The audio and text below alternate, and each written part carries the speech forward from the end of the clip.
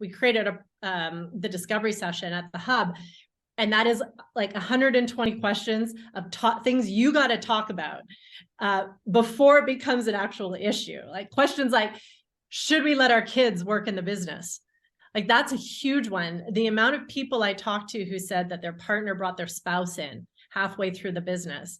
And all of a sudden it's like, how do you say, no, I don't want your spouse working at the company? That gets very charged, especially in the moment that they want to bring them in. So if you can talk about these topics ahead of time without the emotional charge behind it, it becomes very, very valuable. So again, it's having these hard conversations.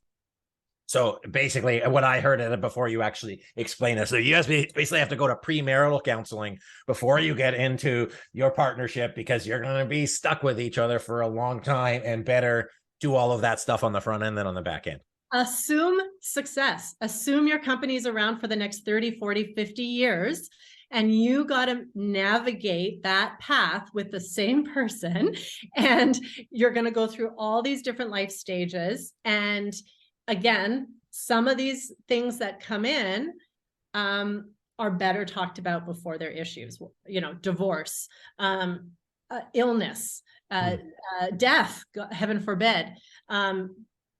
People who go through phases where their financial situation changes, and all of a sudden they're like, I need money.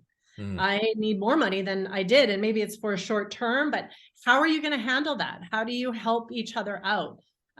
These are like really, really intense questions that oftentimes, I think, especially in the early stages, it's a bit of a wet blanket exercise where we're ripe with excitement. We're the next Facebook, we're heading out there. We're going to, knock this out of the park. The last thing you want to do is say, well, what happens if one of us is caught stealing, or one of us is writing bad checks? Like, nobody wants to talk about that.